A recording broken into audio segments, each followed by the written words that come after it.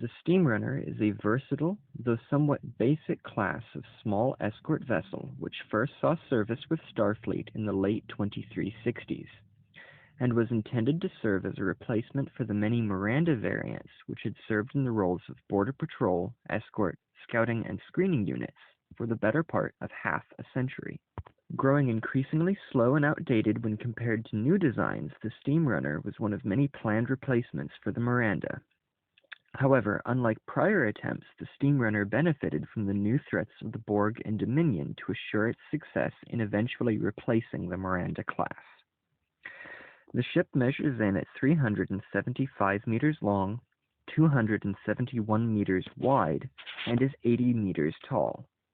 Armed with fore and aft torpedo launchers and an array of Type 10 phaser arrays, the Steamrunner has a crew of roughly 200 and is capable of traveling at a cruising speed of warp factor 6, with a maximum overload speed achievable of warp factor 9.7.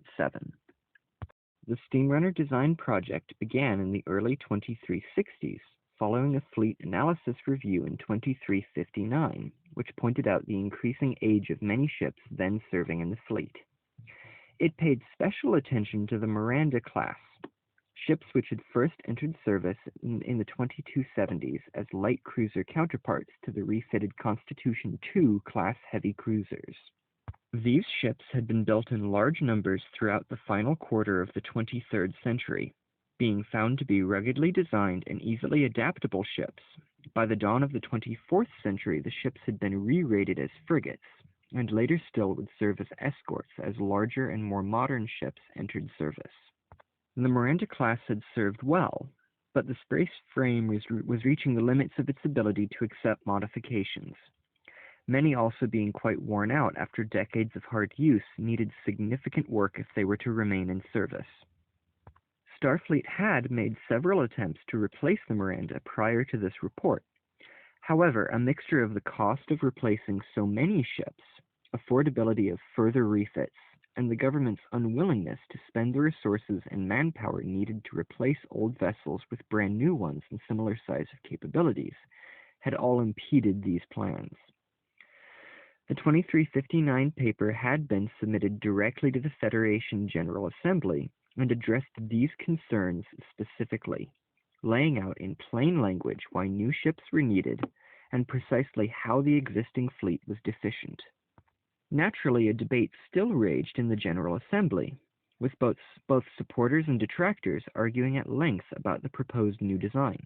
Incredibly, some argued that Starfleet did not need a new class precisely because they had asked for one, claiming that whenever this had happened before, they had simply refit existing designs, showing that they did not actually need this new ship now and could instead perform another refit.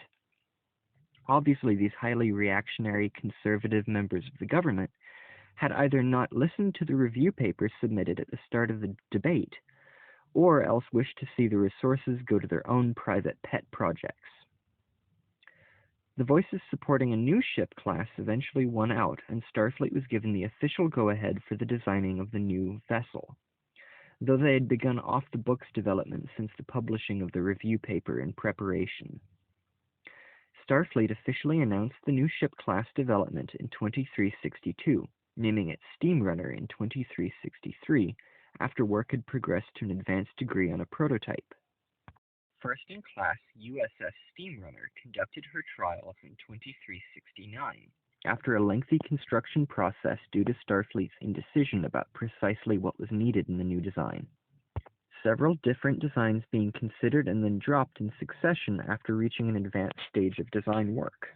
The hull form eventually decided upon was unorthodox, consisting of a forward arrowhead-shaped saucer section with nacelles integrated directly into the saucer, and a small, nearly vestigial secondary hull located suspended between and below the trailing ends of the nacelles. Despite its unusual appearance, the design quickly proved to be a success, being built in initially small numbers alongside the contemporary Sabre class in an effort to gradually replace older classes. Steamrunners performed quite well in the patrol routes the ships were initially assigned, being faster and similarly more comfortable than the older legacy designs. Production was in full swing by the time the Dominion War broke out, and was quickly increased in scale to meet wartime demands to replace damaged and lost ships, as well as to grow the Navy for its expanded roles. Like many other designs built during the war, the Steamrunner was simplified for mass production, losing one of its transporter rooms, its single holodeck, scientific sensors and labs, and a few other non-essential systems in the name of ease of production.